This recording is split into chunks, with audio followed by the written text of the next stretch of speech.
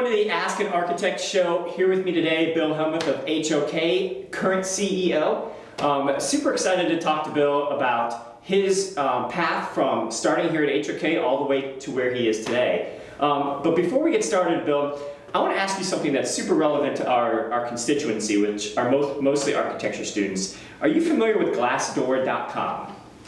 I am somewhat familiar. Somewhat. So Glassdoor... I've seen it flash by on my email, and I've even opened it. It's a popular website where people who've worked at your firm review your firm and the quality of life at your firm. Yeah. So since you're vaguely familiar, I assume you haven't been in it much. No. Check it out. No. Did you know you have an approval rating in here? No, that's a little scary. Your approval rating is 94%. That's pretty good given we're in Washington, D.C. Wow. Some things coming down here I want to get your response to.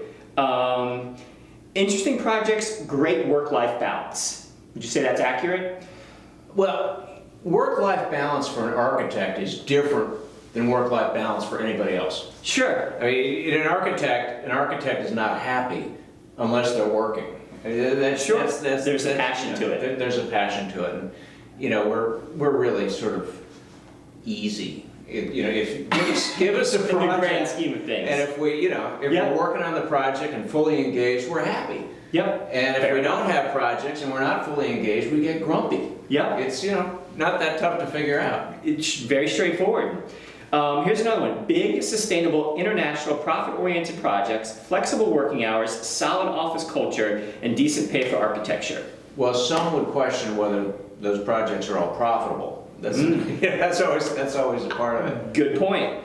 Great work opportunities, no micromanagement, competitive pay, great people, good projects, and great benefits.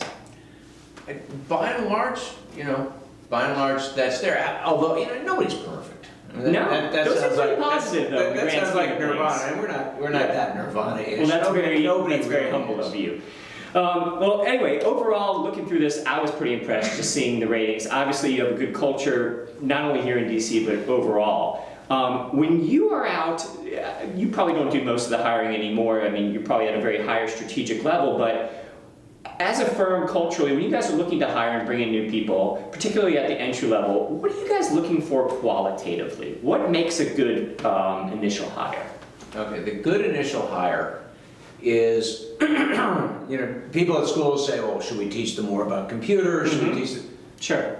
That's fine, Mm-hmm. but that's not what we're looking for.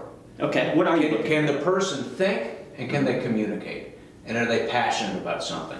And if they have those three things, because those are the three things that the schools can really do. Mm-hmm. Sure. They're not going to teach them how to be the best, this kind of a professional or that kind of project manager or whatever. We do a better job of teaching them that. But if you have someone who is passionate about what they're doing, mm-hmm. and you need that passion to just get through every day. But you look for that passion. You look for communication skills. Now, the communication can be through drawing. It can be verbal communication. There are lots of different ways of communicating. But communication skills are really important. But for that entry level, we're looking for that. We're looking for some spark. We're looking for some enthusiasm. And those are things that anybody can really have. It's not something, like you said, that's necessarily prescribed in a class. It's something that you kind of take on yourself and is a behavioral characteristic. And passion is proprietary. I mean, if you can bring a lot of passion, you can really differentiate yourself. Sure. So let's talk about you and you being an entry-level employee. All right. And your rise. I mean, well, I was not an entry-level employee at HOK. So you had a. I had the most boring resume on the planet. I had 2 jobs. Okay. One with a different 3-initial firm. Yep. And I was there for 14 years, and then I left there and came to HOK. Gotcha. Okay. But so a lot of people in our constituency, they want to rise to your position one day. They want to be a CEO. Walk us through your initial mindset when you got out of school at that other firm. Okay. What were you thinking? Where did you see your career going? What did you have in mind? Well, I tell most people that the reasons that you go to a firm, especially at the entry level, the reasons that you go to a firm and the reasons that you stay at that firm are 2 completely different reasons. Okay. And so I wandered up to New York after school and got a job, and I thought my plan was to work there for a year, maybe a year and a half, and then hang out my own shingle and have a small little practice and go do whatever. And I found in those early years something that I didn't realize, that I was fascinated by big, complicated, messy projects. Okay. And, you know, that just became a fascination, and working Sure. with a group of people and motivating and moving something in a certain direction. And, you know, happily, you know, we called those the Tower and Hour days. Okay. New York was building a lot, and, you know, someone who was young in a large firm could take on a lot of responsibility very early, and that was great. You know, Yeah, it was, you know, sure. My wife never saw me, but, you know, because I was always at the office, but those were pretty great times. So that's an interesting niche that you kind of identified right there, because people sometimes come out of school and they want to go into a particular building type or a particular studio type. Sure. And we've had people on the show identify interesting niches before, like one person came on and we talked about life safety and being a life safety expert. You're mentioning here complex projects. Yeah. And that really makes a lot of sense, because looking around your office here, most of your projects are big, complex projects. So I think that's a unique niche. So take me from the first 5 years to, you know, maybe when you got your license, you started to take on a more supervisory role, and you were really, at that point, you hadn't hung out your own shingle yet. Right. So what were you thinking? Was it time to hang out the shingle? Was it time to look towards a corporate ladder structure? What were you thinking? Well, I wasn't really thinking about that. I was thinking project to project. What's the next Okay. project? What's the next Yeah, so you were project? just doing your job day to So day. I was doing that. I was fascinated by it, and it made me very, very happy. Now, during that era, and then you know, we decided it was time to leave New York and so forth. Okay. But during that era, I did mainly speculative office buildings in Midtown Manhattan. Okay. It was really exotic if I went down to Wall Street to do one, Okay. or over to the West Side. That was as Yeah. exotic as I got. Okay. I came to HOK, and my first project was an eco hotel at the edge of the rainforest in Erie and Jaya, where the neighbors were the Don't even people know who where that ate is. Michael Rockefeller in 1962. Well, Erie and Jaya. This interview has taken an interesting turn. Well, Tell me more. Erie and Jaya Yeah. is basically Papua New Guinea. Okay. You know, on a map, half of it's orange and the other half is Oh, yellow. This okay. is the Indonesian half. Okay, all right, I'm with you. So we were doing a master plan for a company there, and part of that was to build this eco hotel. Okay, And it was fascinating. so you were in, that you realized Well, you know, it was a it's good switch. There is life. There's life outside that set of Spec boxes. office buildings in Yep. Midtown Manhattan. Okay, And you know, since then, and one of the things that I love about HOK is that we do all this different kinds of things.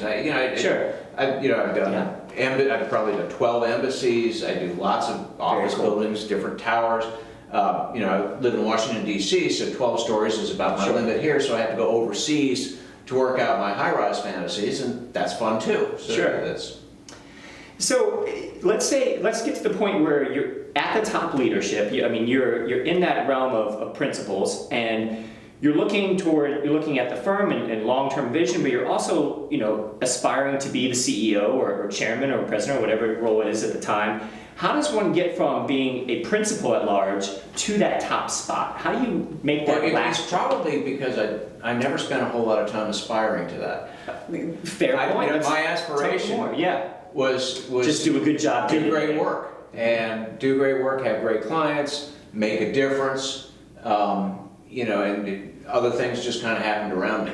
And, you know, I'm thrilled, don't get me wrong, I'm thrilled that it all happened around me, but that wasn't my focus. My focus was and is the work. So focus on the day to day, not the end goal. Let the end Well, goal. no, take care you of always itself. you always have to focus on the end goal. But my end goal wasn't to become a CEO. It My was end goal was do to be great the work. best architect that I possibly could be. Great. And, you know, things happen along the way. So now that you're here, you're CEO of the company. Are you proud of the last, you know, couple decades that you put in here, and are you proud of what you see around you today? Oh, yeah. One of the things that intrigued me about HOK, and people don't really understand, even though my name is Hellmuth, distant relation. I'm sure that's the most common question you get, right? Yeah, it is. And you know, I tell people I'm at HOK by accident. But in fact, it was a mutual friend of mine and Guido Abada's that got us together, and that caused me to come to HOK. But it's the whole. I forgot exactly where were we going. So, are you proud of what you see here today? So, looking around so after... where I was going with that, sorry. The HOK, I joined HOK at the same time that Gio, who had owned 51% of the firm, Okay. divested his interest. And I realized if there was a major designer who owns 51% of anything, something is going to change.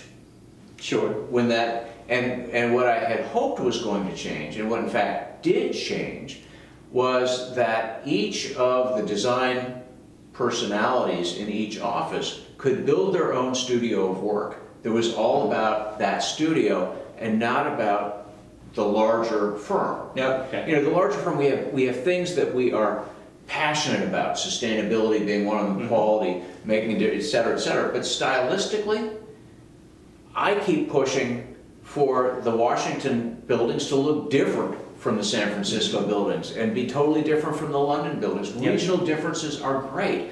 You have different personalities that lead that work, and the more you can push them to explore their passions, their areas of interest, and their body of work to create something which works in the whole set of the HOK practice, but is distinctly of that place. I feel like that comes full circle back to your passion comment. So essentially you're fostering passion among the different, areas of it. And so what's happened is, I think the work has just gotten better and better and better.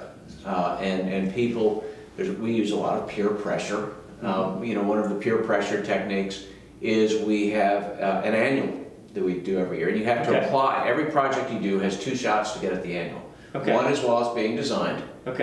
And that's because a lot of projects never get built. So you want to make sure that gets memorialized someplace. And then just after it's complete. But you have to apply. And this creates an internal competition. Internal competition to do your very best work, document it beautifully, so you can be in the design annual that year. And so, earlier iterations of things was, well, we had to have 3 hospitals and 2 hotels and 8 office buildings. You have a balanced portfolio in there. Today, that's not the criteria at all. The best. The criteria is it great? And that makes it simple. That makes it simple, and the peer pressure, which is a friendly peer pressure, is terrific. Sure. Yeah, I mean, it's an organic. It's about celebrating motivation. the work. It's about celebrating the work. This has been fantastic. I've enjoyed kind of hearing your story. Looking back and knowing that there's a lot of folks that we're talking to today that are on the cusp of graduation, looking for their first job and thinking about what their career is going to hold, what advice would you give to that person who is, maybe they're in their senior year and approaching graduation? What advice can you give? What would you say to them? Well, I'd say follow your passion. Again, full circle. Whenever you get to where you're going, be really helpful. At the beginning, you're not going to be Frank Lloyd Wright on the first day. Sure, and work your way up. Even Frank Lloyd Wright wasn't Frank Lloyd Wright on the first day, thank God. But be really helpful, and then keep that throughout your life. If you are really helpful to your clients, when you first start out, if you're really helpful to your firm, and you have cool and better ways of doing something, and you can demonstrate that, and then you can communicate that beyond just your team to the client, to the whatever. That's the best advice I can give someone. And don't try and be something that you're not good at. Find the piece that you're good at. And really focus on it.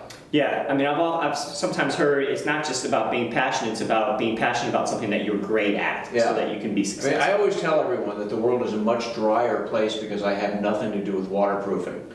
That's a very real statement. But there are people who love that. There are people that understand flashing and roof membranes and the performance of materials and how a wood curtain wall works, and whether the rain screen is the right way to use something, or whatever that technology is. They're fascinated by that. Yep. And they're great at it. That's not me. And I'm great at working with those people. And if they're passionate, then they're going to be even better at it Yeah. than most people. All right, last question, Bill. What's entertaining you right now? What are you learning from? Is there a book on your nightstand? Is there a show you're watching? Is there a podcast you're listening to?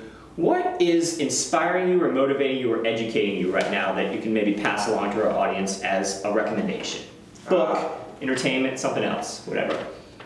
Well, frankly, painting. Why painting? What does that do? Why painting? Because painting is about a lot of things I've been discussing. It's about communication. Mm-hmm. It's about a point of view. Mm-hmm. It's about an individual really expressing themselves in some way. Mm-hmm. And there's always been this incredible connection between architecture and painting anyway. Mm-hmm. Sure. And in my spare time, which there isn't a lot of, but do you find it meditative? Is it peaceful to you? No. I mean, it's kind of fun. And Sure. It depends. The best painting I did, I did this painting for my son, and he hated it, and I was so mad. I'll take that painting. I sort of dashed off.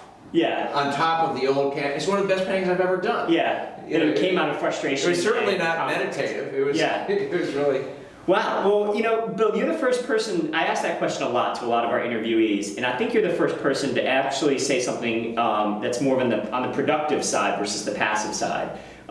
So nobody else has mentioned painting or writing or singing or producing, but you're the first one to mention that. And I think that's interesting. Well, Bill, I want to thank you for your time today. I think this has been immensely illuminating. I think there's a lot of value here for our audience. Right. And I want to thank you for being on the show. Well, thank you for having me. We'll see you next time on the Ask an Architect Show.